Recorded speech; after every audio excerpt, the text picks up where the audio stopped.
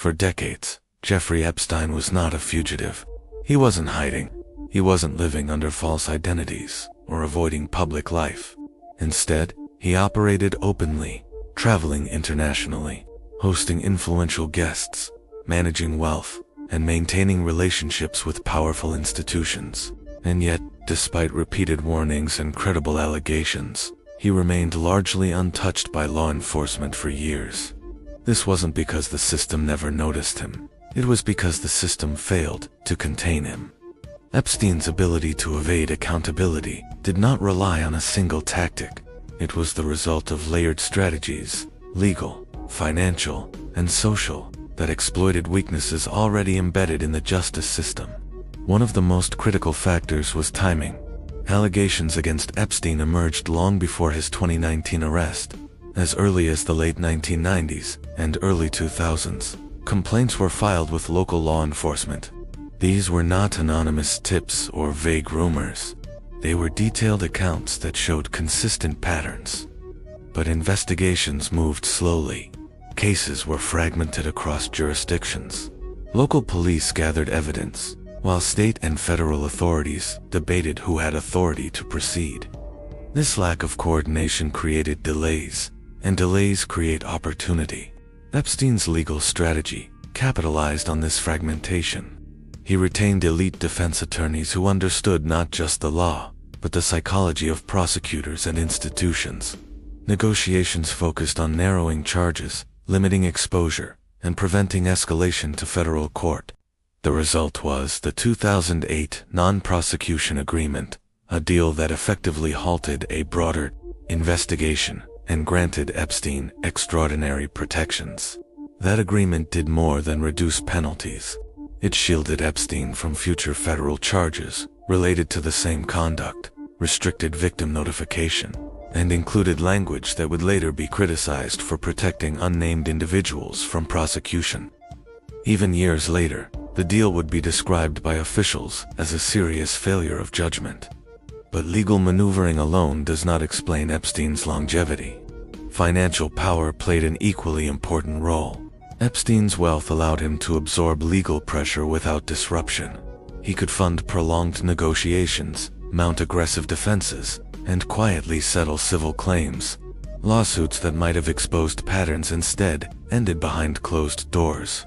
Settlements are legal tools, but they can also limit transparency. Each settlement resolved an individual claim, not a systemic investigation. Over time, this fragmented accountability, preventing authorities from seeing the full scope of behavior. Money didn't just buy defense, it bought insulation.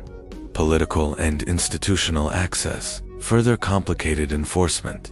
Epstein cultivated relationships across multiple spheres: finance, academia, philanthropy, and politics. These connections did not need to be conspiratorial to be effective. Influence often works subtly, through hesitation rather than intervention. Prosecutors may think twice when a case involves powerful interests.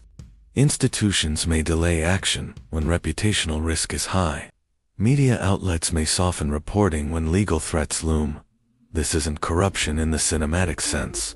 It's caution, amplified by power. Epstein also benefited from the structure of modern law enforcement itself. Agencies are siloed. Financial crimes are investigated separately from violent crimes. Trafficking cases require coordination across state and national borders. Evidence collected by one office may never fully reach another. Epstein's operation crossed all of these boundaries. As a result, no single agency had a complete picture. Each saw only fragments, financial irregularities without context, travel patterns without allegations, complaints without corroboration. The gaps between systems became hiding places. Media exposure, when it came, was often delayed. Journalists investigated Epstein multiple times over the years, but stories faced legal pressure, editorial hesitation, and institutional resistance. Some reporting was postponed, some never aired. Others failed to gain traction until much later.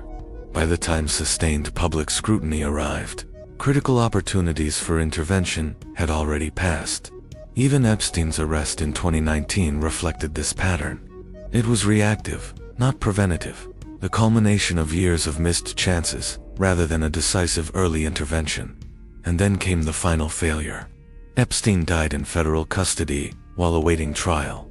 Regardless of conclusions, the fact remains that a high-profile detainee, facing serious charges, was able to die under government supervision.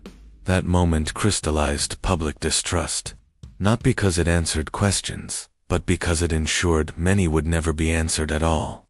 What this story ultimately reveals is not a master criminal who outwitted the system.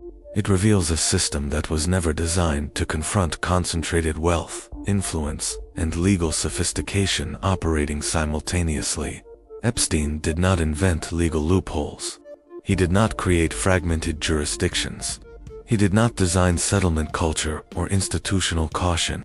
He exploited what already existed, and that may be the most uncomfortable truth. Because if one individual could exploit these vulnerabilities for decades, then the issue is not history. It's infrastructure. The mechanisms that failed to stop Epstein still exist, largely unchanged.